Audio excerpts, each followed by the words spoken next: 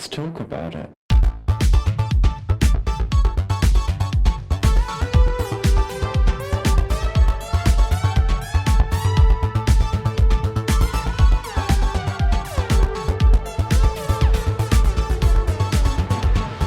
Hello and welcome back to Thicc Radio, the podcast where we talk about gaining, fetishism, and everything in their orbit. I'm James.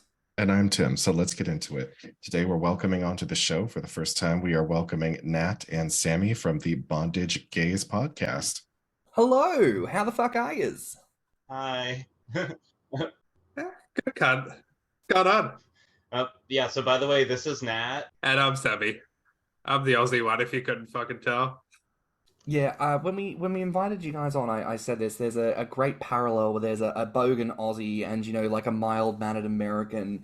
I think there's something very award-winning in that combination. So if there are any other podcasters out there that follow a similar track, feel free to reach out to us at thethicradio@gmail.com, because I think that's campus tits. I don't know how we went. Yeah, it is, because it just made me think of, like, when you, the way you made the comparison, I'm like, does that make the two of you like the Jimmy Olsens?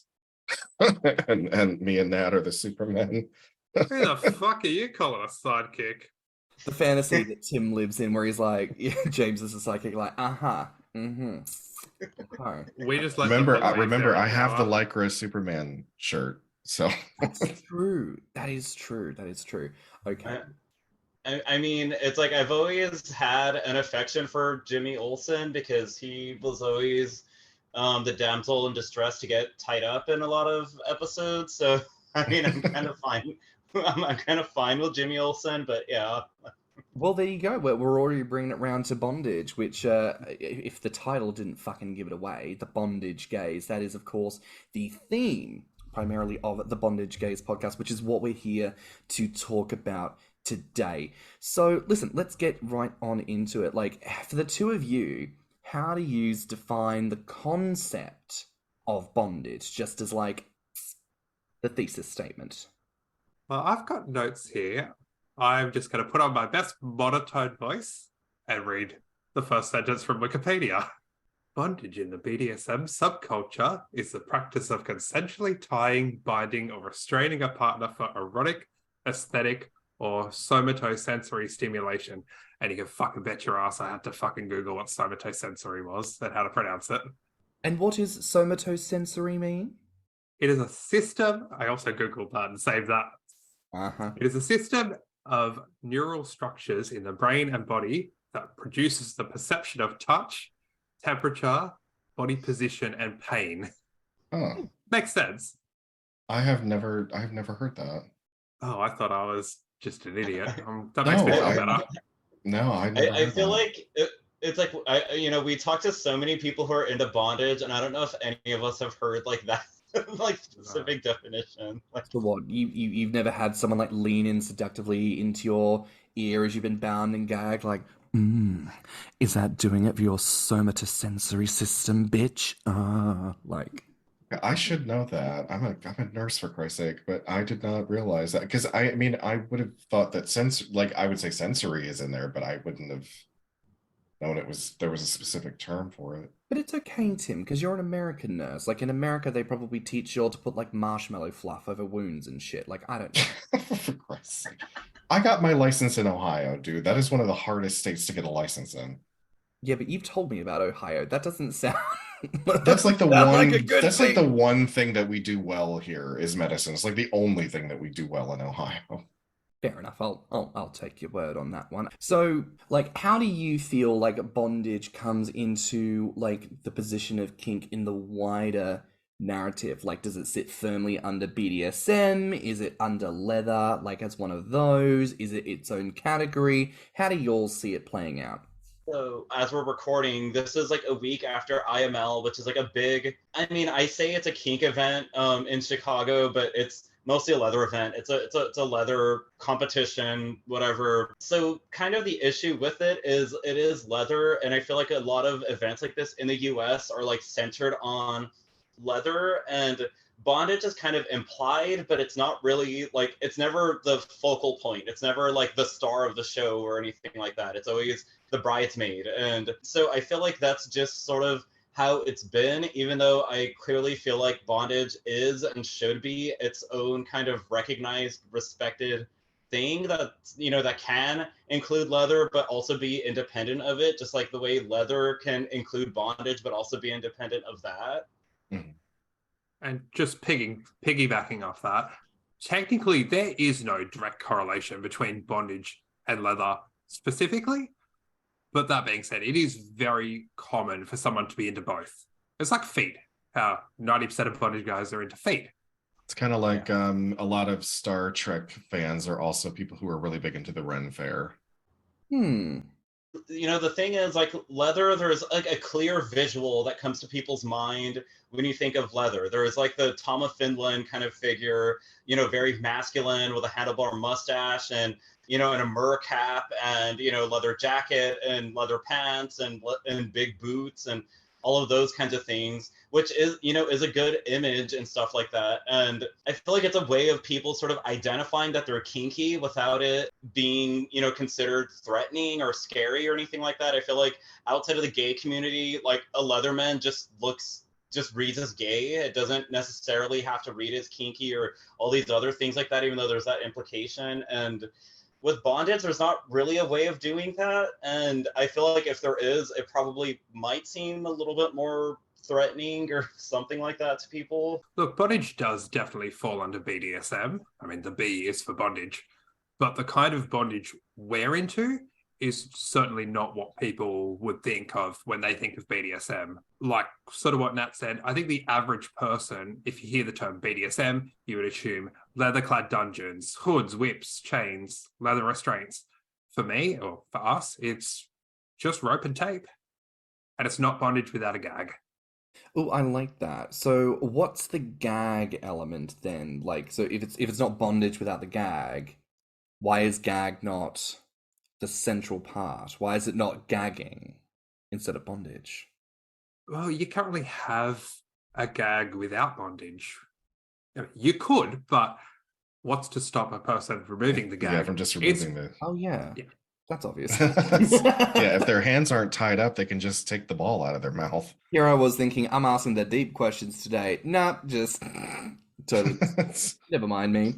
But that's really interesting, though. Like, key elements that, to an outside perspective, I wouldn't think, like, oh, the gag is a necessary component. And yet it also makes sense, because in any scenario where someone's tied up, if they're not gagged, what's to stop them from going, help!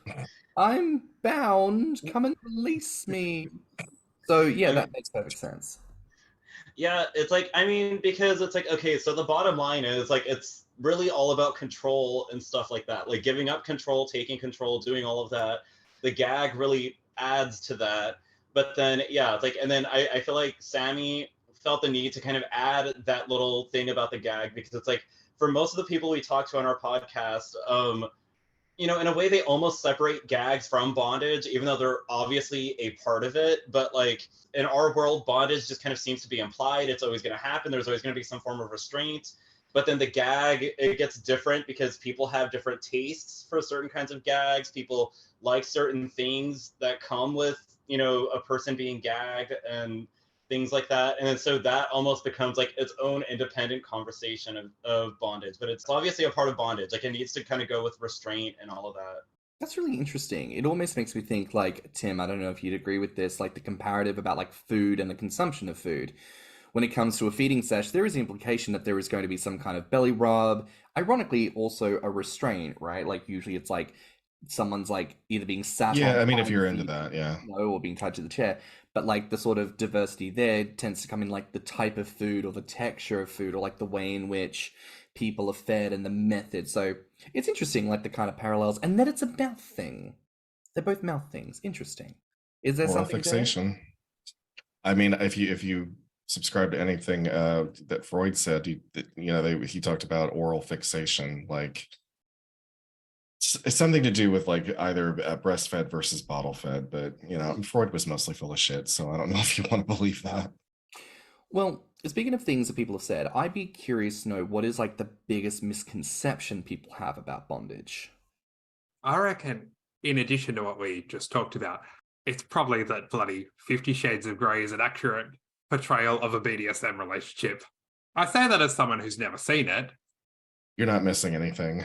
You're not both going to come over here and kidnap me and force me to be your sex slave, and that I won't fall in love with you both, and I actually don't know the rest of the plot of this. I mean, probably, but on a much lower budget. I don't have a helicopter or a chopper or whatever. Yeah. And don't worry, James, there is no plot. I mean, okay, so in one way, kind of getting back to what we were just saying about like how things get kind of muddied and conflated with leather and dungeons and stuff like that, is I think on one end, it's kind of like that. Like people hear bondage and they immediately think of gimp suits and, you know, and all of those things and all of that, which, you know, are kind of part of the family and everything like that, but it's just one kind of aspect. And we see it a lot in pop culture as ways of sort of ridiculing bondage a little. Like, I mean, getting like kind of getting back to gimp suits and the gimp and, you know, Pulp Fiction and things like that. I feel like there's always just ways of like kind of making it look silly or look predatory or something like that. I guess that's also a bit of a misconception. Bondage isn't about control, it's really about trust. That makes a lot of sense. Like, I have to put a lot of trust in you. You've not just tied me to this chair, but you've actually used so much duct tape that my arms and legs are bound together from head to toe, and almost like a mummification, I know sometimes can be the extent with bondage. And it's like all that's exposed is like maybe a little bit of my mouth and like just a strip around my eyes. I have to trust you that you're going to take care of me and that you're not just going to like fucking leave. Or say if you're doing breath play, you know, and you're basically or someone is in control of when you're able to take a breath, you know, you have to put a lot of trust in that. Yeah. I mean, it's like there's that like technical element, and then also like we are kind of a fringe group in a lot of ways, and you know, it's also just like trusting that you're not gonna like judge me or ridicule me for, you know, for the things that I get off to and find attractive and like and everything. And I think that's why there's so much like camaraderie within our group, like of being able to connect with other kinksters who like things like us and everything, because it's like we're so used to like the mainstream world where people either like look at us like circus sideshow freaks, or you know, or they're like fascinated by us, or they're just like scared of us and don't want anything to do with bondage. I was just about to ask that, because I was about to say, you know, with the advent of the 50 Shades of Grey series, like, do you guys find that if you're not being condemned as perverts, then you're being looked at as novelties?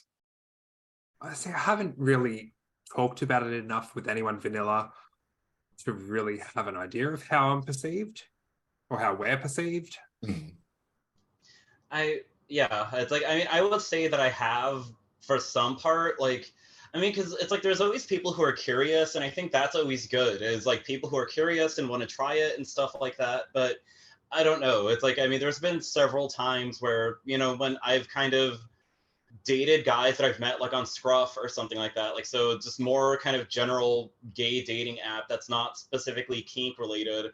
And the minute I bring up bondage, then that's all they kind of see me as and think of me as, and they want to try it and they get like overly excited about it and everything. And then it's just sort of like, okay, now you don't, you know, now you don't see like a person behind any of this or anything like that. Like, you're just kind of putting me into this little box and category, and maybe want to try like bondage with me, but then I don't know, you're not gonna like, you know, take any other kind of interest in me or something like that. To be fair, that's very similar to like being a gainer on somewhere like Bigger City or Growler, because so many people have a negative perception of gaining and feedism. Like, I am a gainer, and I think I would have said this on, you know, when I was on your podcast, like, it doesn't mean I'm a feeder. If anything, I want you to feed me. Like, the food is mine. I'm the one getting fat. You can starve. I want to grow. But they see gainer in the profile and they're like, oh, you want to, ironically, probably like kidnap me and tie me down and feed me until I'm immobile and then feed me until I'm dead. And I'm like, nope, nothing of the sort. Truly could not give a fuck what you do in your spare time, mate. Like, I was just hoping for like maybe a friend at lunch. That was about it. But you've taken this into such a weird place because you saw my profile and then you've just layered an assumption right over the top. May I ask a random question? Yes. So, can't help himself interviewer. He can't be stopped. Go for it. take out the gaining aspect. Say you're at a restaurant with a friend. Would you feel comfortable being the only one eating? Yes. Yeah. Because I'm hungry. And if I'm hungry, I don't give a shit if you're not eating. Yeah, if anything, I'm focused on satiating my hunger. yeah, if I'm hungry and you don't want to eat and you feel like that's something I need to give a fuck about, you're absolutely wrong because I'm hungry. You I mean, either I will offer you food too. Like if I'm cooking, I will offer you food. Or I'm like, hey, let's go out to lunch somewhere. But if we're You know. out and I'm hungry and you're like, oh, I'm fine, I don't need to eat. I'm like, okay, you can either go or sit there in silence while I eat, but my eating is not a negotiation. I'm gonna have the filet mignon. You can have your ice cubes and lemon. I don't care. Oh my god, the most iconic thing when I went back to Australia and going out with thin friends, and they say things that I haven't heard in so long, like, do you want to split an appetizer? And I'm like, sure, I'm still gonna get my own, but I'll have half of yours, that's fine. But yeah. well, Yeah. yeah. It's like, I mean, that's what's funny is like how much of a social thing we've made eating. Like, because I've always noticed with like groups of friends, like it's like okay, like when I say I'm hungry, like I'm fucking serious that I'm hungry, and like we should, start, working towards getting a meal or something like that. And then when we're all like at a place eating, I get very quiet because I'm eating. Like I'm not like most people are just kind of too busy with conversation and they eat very slowly because they talk and eat and then talk and then eat and everything. Like I'm gonna keep eating until I'm like ready to like stop, and then of course, I mean it's not like I completely just zone out and just focus on my food, but I do get relatively quiet like when when I'm around food and when I'm eating like in a large group or something, because it's like okay, yeah, like I'm hungry and I want to like not be hungry and enjoy my food. Like Yeah. See, it's a bit ridiculous because I hate the idea of eating in front of people if they're not eating. But if I was with someone who was eating and I wasn't, I wouldn't give a shit. I want to circle back to you two here, and I want to ask, how did you two first like come together? What was the meeting? Give me the story. Sell me the fantasy. So 2020 was when I started posting content, joining the kinky community. Go back about 2 years before that, and I stumbled across this fictional bondage story. I love reading a good bondage story. The story was called I Am Reluctantly His, and it became one of my favorite stories. Like I even saved it. I think I have it saved on Notepad somewhere because I was like, what if it gets deleted? Anyway, fast forward to early 2021 when I'm on Kinkstagram, and I saw the author of said story was also on Kinkstagram. So I was like, you know what? I'll follow him. And we started talking. I mentioned how much I love the story, and we just developed a great friendship from there. Now, no prizes if you figured out that Nat is the author in question. yeah, I mean that's how we met, connecting over that and over quarantine when everybody was just, their consumption of social media was just at an unhealthy level because they weren't going outside and weren't physically interacting with people. As someone whose social media level hasn't changed, excuse me. And then so like with my side of that story is I've wanted to do a bondage podcast like for a while, and I actually I found another bondage kinkster. He models for different bondage websites. He also just does general modeling. He's a very pretty man. We tried doing a bondage podcast together. I was kind of mostly the organizer behind it, and I wasn't very organized. Like when after I met Sammy, I was like, okay, you have a much better game plan than I do. But yeah, it's like we had tried, and this was like right before quarantine in the US just set off in 2020. Like literally, I think we posted our first episode like right before shit started hitting the fan with all of that. And then I don't know, it's like I felt like it was just kind of doomed from the start because our schedules just kind of went haywire. Like I was very, my schedule opened up. So it's like, oh, this is the perfect time for me to start a podcast and everything. I'm at home most of the time. But then he got really busy and we made 2 episodes and then that was kind of it. And yeah, it's like, I didn't really know, what was to come of that. And I still kind of wanted to do a podcast. And then months went by, and then that's when Sammy and I met each other, and I don't know, the idea for a podcast kind of came up, and then it's like we video chatted a few times, and had somewhat of a game plan, and then we just kept going from there. Tim, do you have any comments to make about Nat's side of the story that you would like to? Sounds familiar. Again, I think reasons why I'm like, you guys are just a parallel Kinkiverse version of us, because Tim had a podcast and was trying to do it and didn't feel very organized, and then I was the organized one, and then now we've connected. And so this is a message to any American who wants to start a podcast. You need a drill sergeant Aussie to back you up. Exactly. You'll have two examples right here, an award-winning combination of kink across the spectrum. But you can't be about gaining or bondage. We are now taken. But please look through the rest of the fetish spectrum, and then again connect with us. We'll continue our KCU, our kink cinematic universe bullshit, as we expand the narratives there within. But it's really hearing about how you guys came together. What has the reception been like from your listenership? The thing is, these days, I don't hear a lot of feedback from people directly. A lot of it is secondhand. We'll have a guest on the show, and then a week later, they'll message saying how many people have told them they love the podcast. Which makes sense, I guess. People aren't going to say it to us every time we're on the show, which is every bloody week. And it's great, but it can be a little bittersweet. I know people love the podcast, and that's amazing.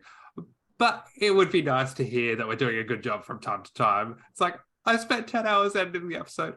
Please tell me I'm a good boy. But these days, although I don't hear much, what I do hear has been immensely positive and inspiring. Like, I think it resonates with people that we're here, we're kinky, we're sharing our stories, but we're not doing it in a cold, formulaic manner. We're just yammering on, having a chat, and normalizing it. I mean, even kind of getting back to what James was saying, it even kind of reminds me of just the way people reacted to our posts about your episodes and everything like that, because that wasn't a normal kind of topic for us to talk about. I mean, because we mostly do bondage, and then I think a lot of kinksters who aren't familiar with gaining might clutch their pearls a little bit about it, because they all have body issues, and they're like, I don't know, this feels like unsafe territory or something. And then I feel like when people like listen to our episodes and kind of saw the little promos that I did on my profile for your episodes, like a lot of people responded really well to that, like, because most people can relate to body image issues and things like that. Like, yeah. And look, that's another one of the reasons why we wanted to have you lovely boys on, because you gave me such a wonderful opportunity to come on and speak, to talk, as we found across 3 episodes, the insanely huge topic that is everything to do with body and fat and society and everything. And for you guys, I guess it's an opportunity to showcase your listeners, hey, like, there is more to the story than just, I guess, what we kind of specialize in. And the same with us. I bet very strongly that we've got a listenership that would love to listen to you guys, and probably have started listening to you as of this episode, so I think it's wonderful to kind of share in that and build a kind of more of a network. Like, we're all here, we're all kinky, we're all having fun, and we just want to talk and be listened to and understood and all that good shit. On that point, like, having been on your show now and kind of talk to you guys, like, what is your perception of gaining?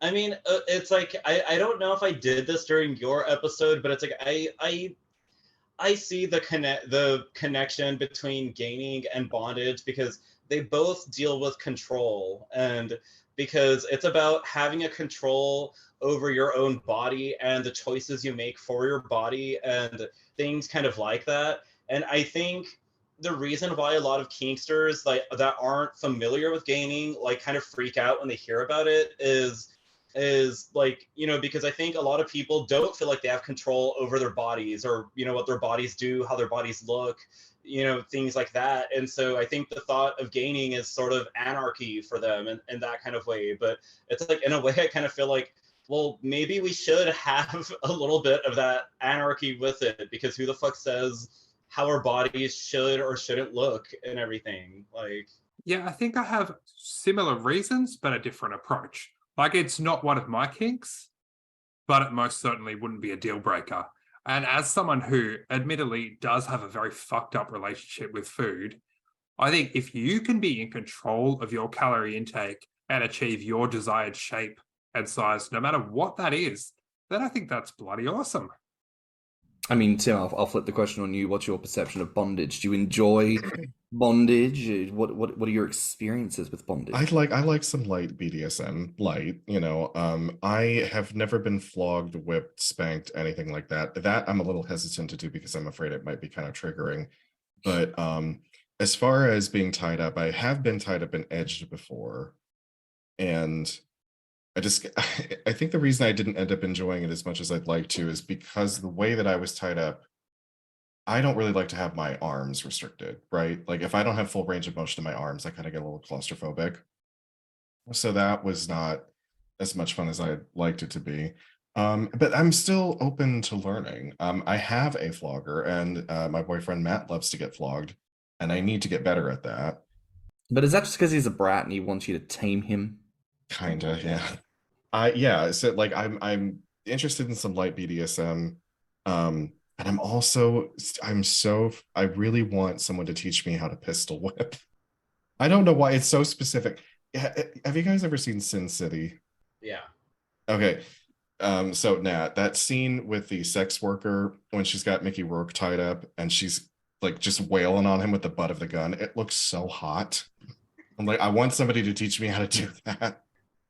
It's like a gun is so interesting because it's like, I mean, in movies, it's obviously like a rubber gun or plastic or something that's not going to hurt the actor, like with it, because guns are fucking metal. Like, it'd be really dangerous. But yeah, I mean, that would be an interesting role play to do.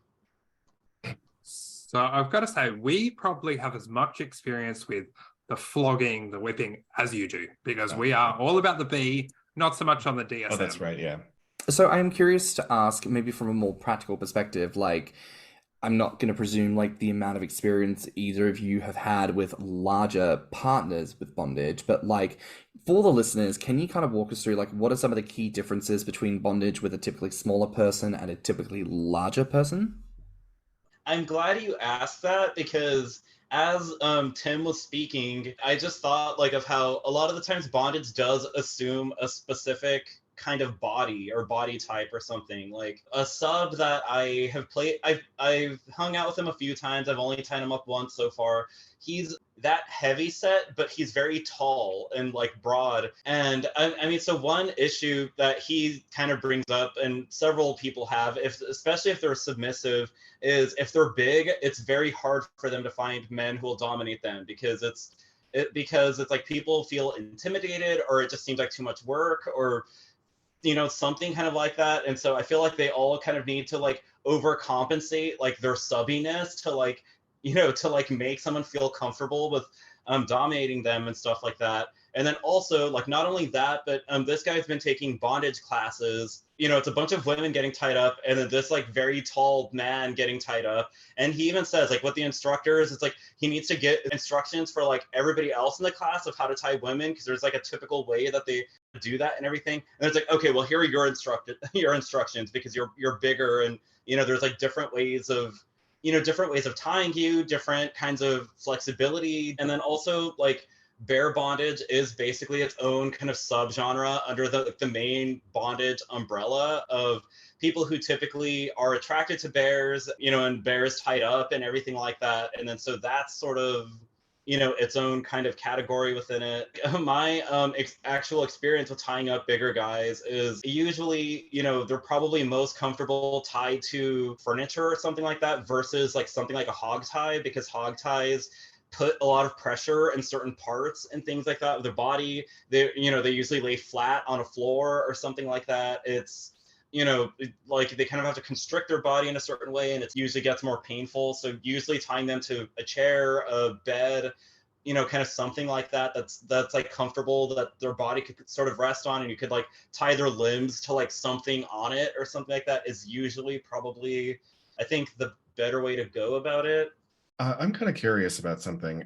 So in the context of bondage, how do you guys feel about more extreme forms of bondage, like, say, suspension? Open to trying it, but never have. I wouldn't seek it out. I mean, because suspension, so I mean, getting back to that tall sub that I know, I mean, part of the class is learning suspension.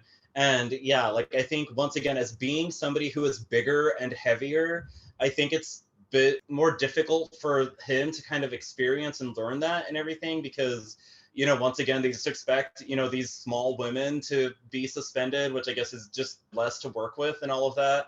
But suspension, I mean, it takes a lot of skill. You really need to know how to, like, rope people a certain way and everything like that. You can't just tie them however and then just hang them and it just kind of works out like that, because it adds, you know, once again, stress and pressure to certain points of the body and everything. And then plus, you also need equipment for that. Like, it's like you need like a really good something to mount from something high or the ceiling or something like that that's not going to like cave in or anything like that, because I mean, that's also a risk. Like, oh yeah, how many fucking hilarious Instagram videos of like girls who got a fucking stripper pole during lockdown, set it up in their lounge room, and they do like one fucking rotation and then the pole just topples and they're going like ass first through the fucking window, and it's like, mate, you've got like fucking drywall on your fucking ceiling. Like, no, this was not designed to hold you. This is not your moment.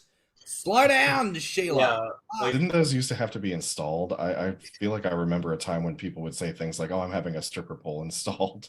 yeah, because they started making them like very I don't know, very user friendly. Like, you could just buy one at a store in a box and it just sort of, you know, comes out like a shower pole or something like that. And it's like, yeah, like DIY stripping. I love it. like, it's like, because yeah, it's like, I mean, because my boyfriend even has like, he has like a harness thing that's like for that, like, I don't know, like window cleaners and shit, like what they use when they kind of propel from the roof of buildings and shit like that. Like, he has something like that. We figured out how to like mount somebody to our sofa with it, but like we don't have anything in our apartment to actually like hang somebody from that, and we don't want to try, like, because it's like we don't want to fuck something up in here. Like, And then you have to like take that money out of deductible when you inevitably move, and then the landlord's like, how the fuck did you take a chunk out of my cunting ceiling? And you don't want to have to be like, a 700-pound man stuck his foot through there by accident. I will not be disclosing the details of how we achieved that at this time, thank you. You just sort of hope vaguely for the best. We did talk about this previously on the podcast, and I did say, oh, no, I don't want you to do that because I don't want you to lose your security deposit. I mean, I also don't want you to get hurt, but the security deposit, that's what's important. Yeah, in this economy, you know, I'm more willing for you to break your back, not break your bank balance, doll. You know, God, that's... and I thought slings were complicated. Look, as for me, I don't think my bondage experiences have been varied enough, but I was just looking at the question sexually.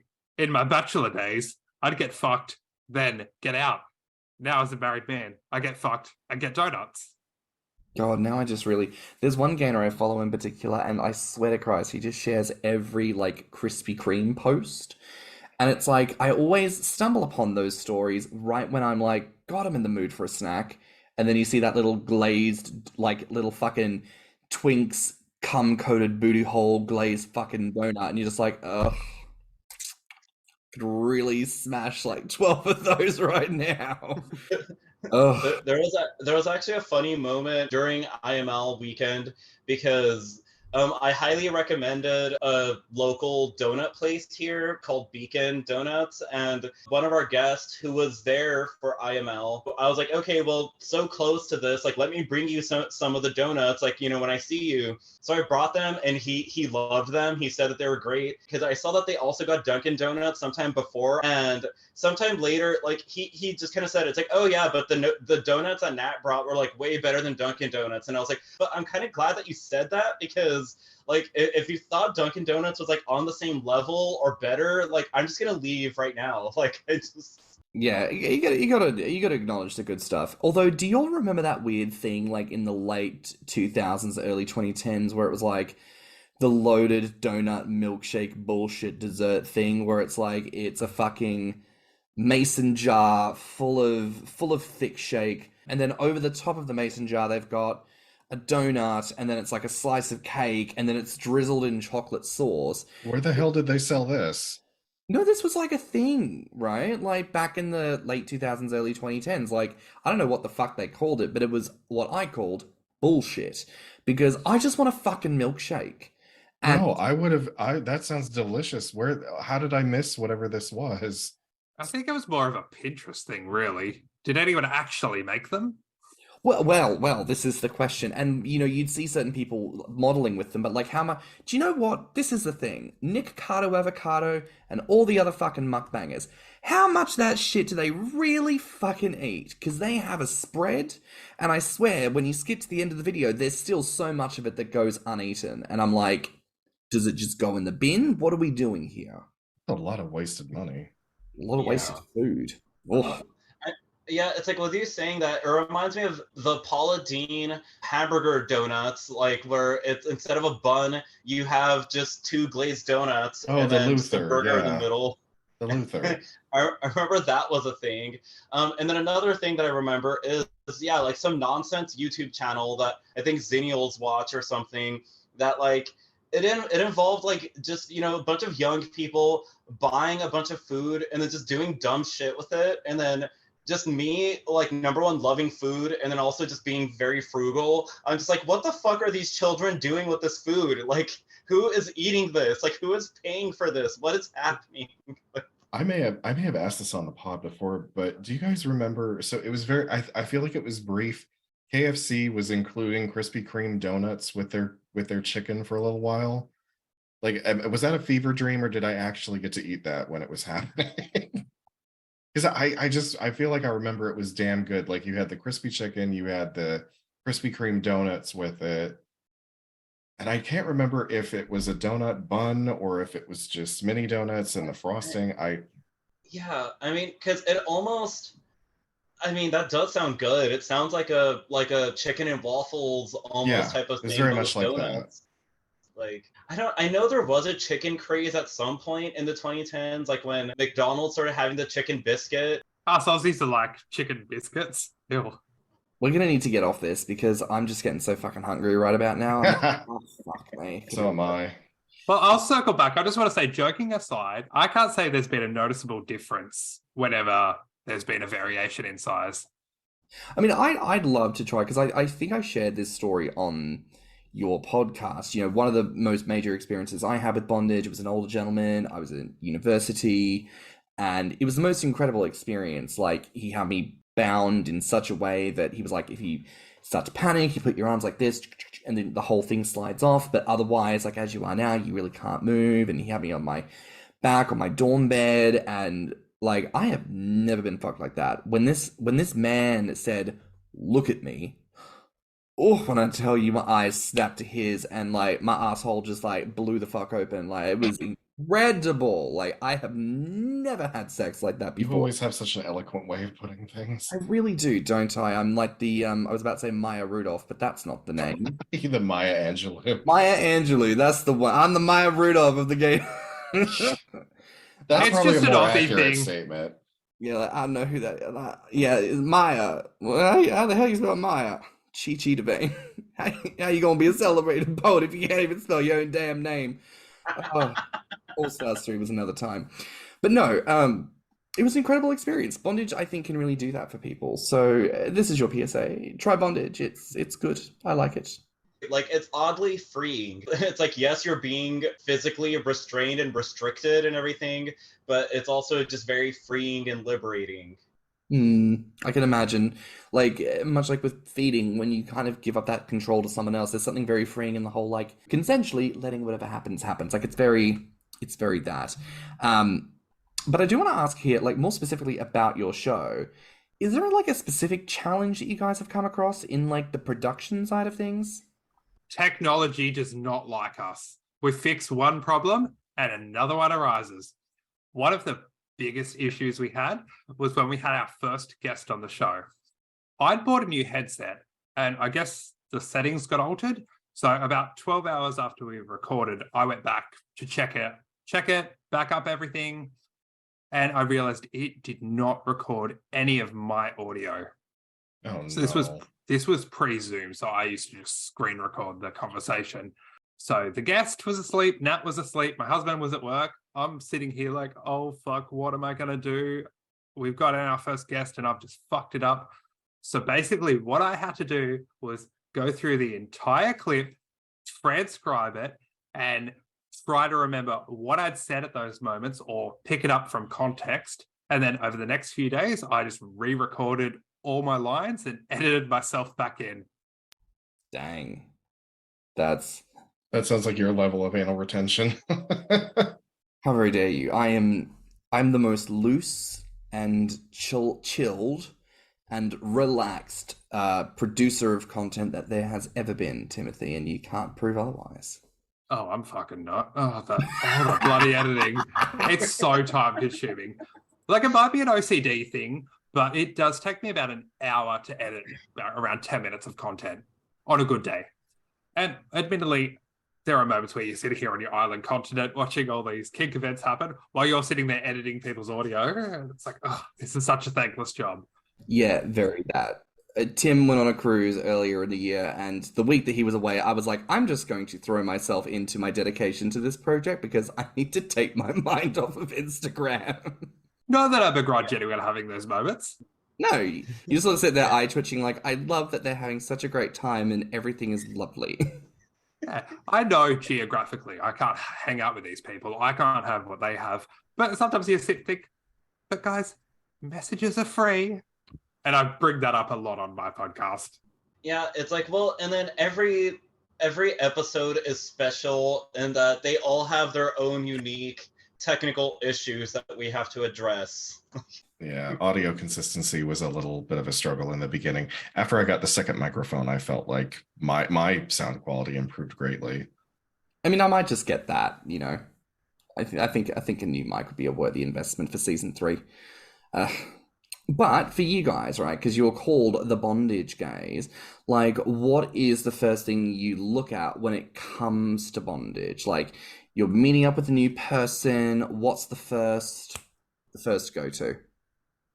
I mean, this is going to be boring, but like, I mean, I guess a conversation of what you're into and what your limits are and what you're all about and everything like that. But like, I guess once we get past that, you know, and into a session, then it's like say if you're into clothing or something like that, because I'm into clothing, then coordinating and getting you into an outfit. And if you're going to go beyond that and go to role play, then there's some kind of role playing or something like that. For some friends that I meet up with, it's almost kind of like a photo shoot, like when we play, because it's like one of us might have an idea in mind of, okay, I want to tie you up this way in this outfit or something like that. And so we will just do something kind of like that. Otherwise, I mean, with people I don't know very well, it's just a little bit more organic of, okay, like just tie you up in a simple way, gag you in a simple way, like getting back to gags. It's like a big thing is not a lot of guys are comfortable with tape, especially if they have facial hair, so you have to have hair on their head, because we usually wrap tape around, and it coming off isn't always fun,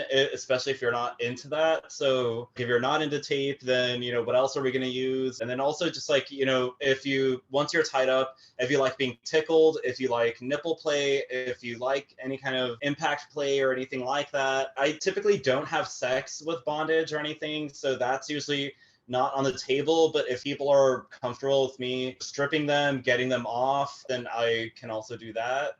A lot of options. I like options. I did actually want to ask, because, and bear with me on this, Trinity the Tuck Taylor says that in order to get the perfect tuck, you've got to put like a little bit of like tissue paper down before you tape, because that's how you protect sensitive areas. And because I've seen some of y'all's photos where it's like full mummification, I'm sort of sat there like, do they wrap themselves in like tissue first to like make it not terrible? So like, do you do that or not? For mummification, yes. You wrap cling wrap. Cling wrap. Okay. Well, actually, that seems like the more ergonomic version of it. No, that makes sense. And I did have an incident where it was a hot summer day, and like last summer I did one where I was wrapped in cling wrap and I sweat so fucking bad. Like, it sounded terrible. It was like sound effects bad. Oof. But the year before, it was also a hot summer day, and I thought, oh, it's hot, I'm gonna sweat.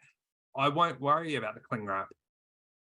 Oh my God, it was so painful coming off. Like I've got it on video. I'm like, oh, son of a cunt, it hurts. Why did I do this? And it That just happened was to not me coming off. one night when I went out in full rubber, head to toe, and I was dancing, and I swear to God, I feel like there was a puddle underneath me when I finally stripped all that off. Tasty as well.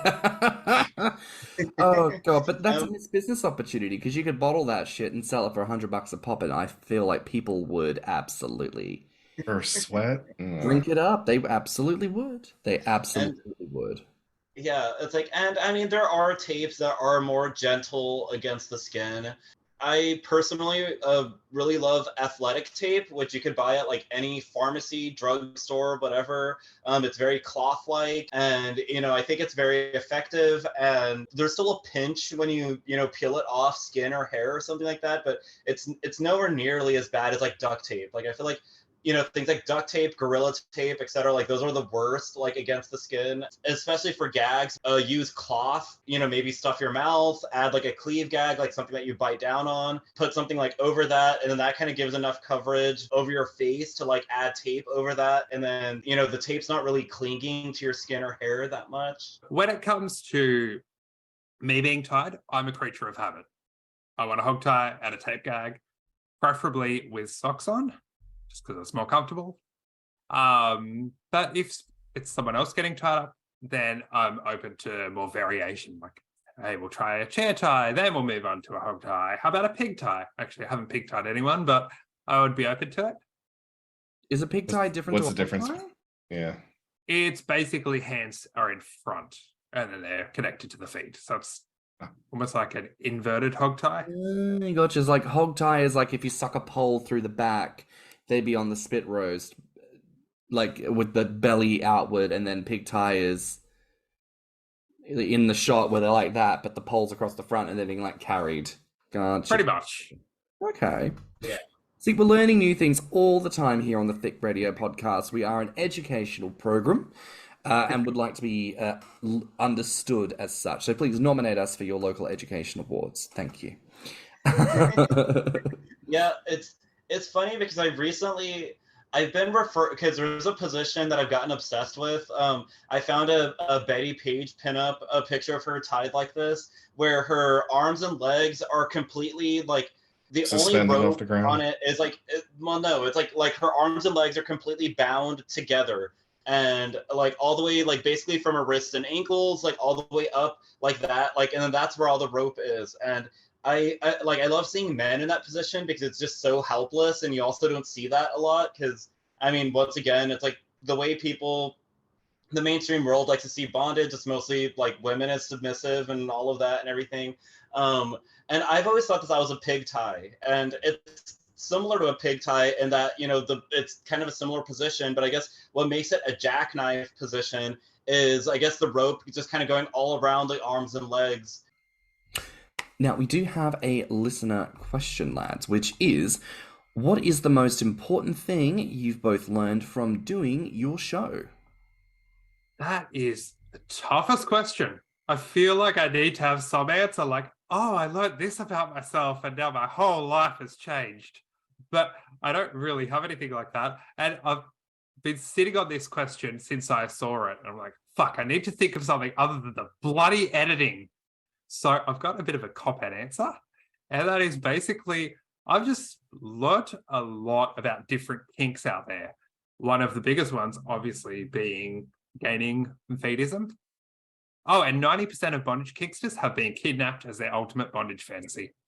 To be fair, that's the same with gaining. Like, every fucking gainer out there is like, I want a guy to kidnap me and turn me into his bad little bitch.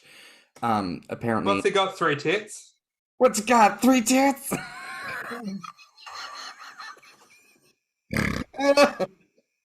Oh my god, I'm sorry. I watched All Stars and James Mansfield does Jennifer Coolidge, and she did a really good job. I appreciated it. But also I was like, damn, I was gonna learn how to be a drag queen and then get on Drag Race and do Jennifer Coolidge and be fabulous, and now I can't anymore, so I'll just give up drag forever. That's my plan gone bust. But apologies, Nat, you were going to tell us about kidnapping and what you've learned? From us doing the show for, I guess, almost 3 years, like, yeah, it's like we learned just like a lot of commonalities like that. Like, most people's ultimate fantasy is to get kidnapped, which is why we scrapped that question like this last season of, okay, we know what the fuck everybody's gonna say, so we're just gonna take that one out. But yeah, it's like, I don't know. I mean, I think a big thing that I would say that I've learned from it is just, I guess, how much the bondage community kind of, wanted and maybe even, like, dare I say, needed a bondage themed podcast. Like, just because maybe it was my own vanity and narcissism or something like that just wanted just to express my own thoughts and ideas about this or something. Like, but like now seeing like how many people listen to us and how many people like value the podcast and everything. And I mean, it really just shows how connected this community is and how much we seem to want that kind of connection with other Kingsters. Honestly, very that. Like, Tim was talking about this when he came back from the cruise. Like, event drop is such a real fucking thing. Like, Yeah. when you get the opportunity to be around your people and invest time and energy, to come away from that is a genuine depression to have to come away from it. And as you say, like, when you find that there are people like accessible to you, that you find I've been listening to your words and I participate and I'm, the listener in the background. And, there's something quite beautiful about that connectivity. And I think much like you were saying before, your podcast seems to me similar to ours, born out of a void.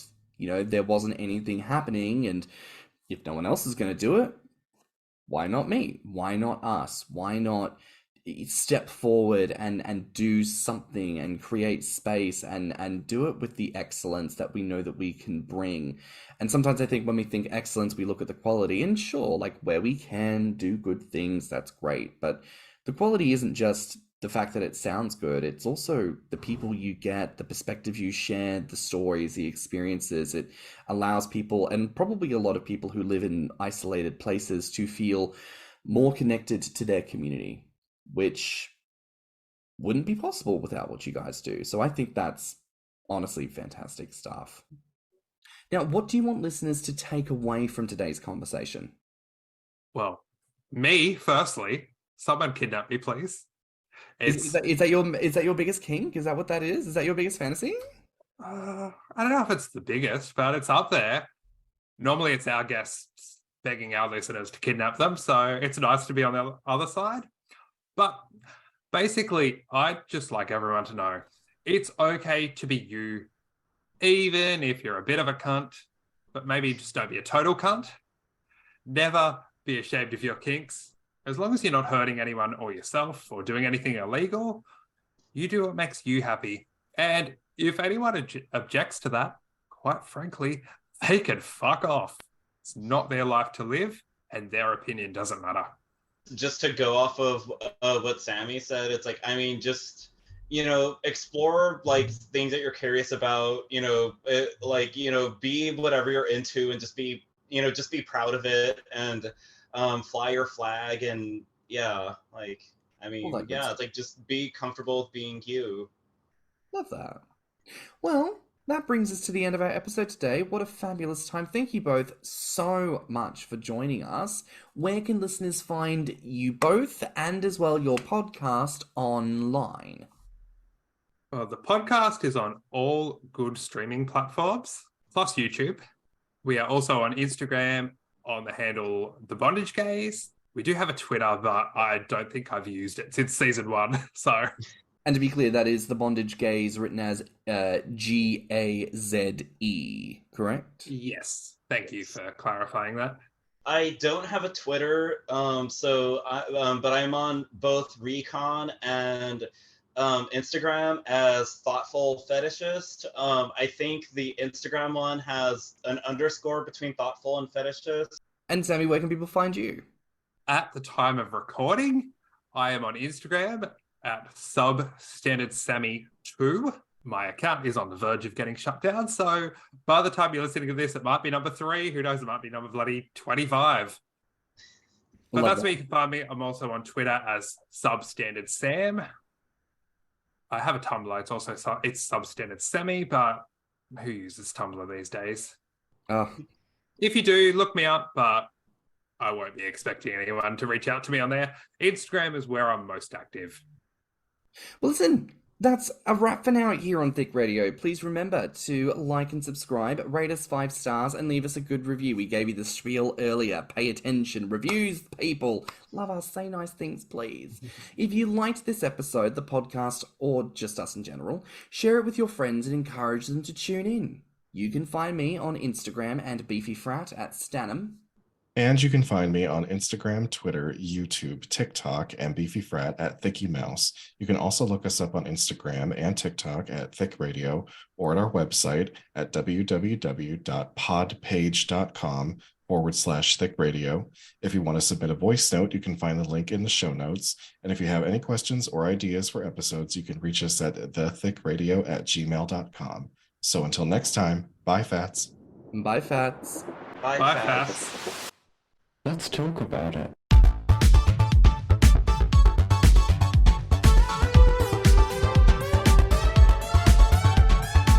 Thicc Radio is a Patreon and Enter app podcast produced by Stannnum and Thiccy. Mixed and mastered by stannnum. Our artwork is provided by Recon. Our theme song is provided by Bondage Gaze.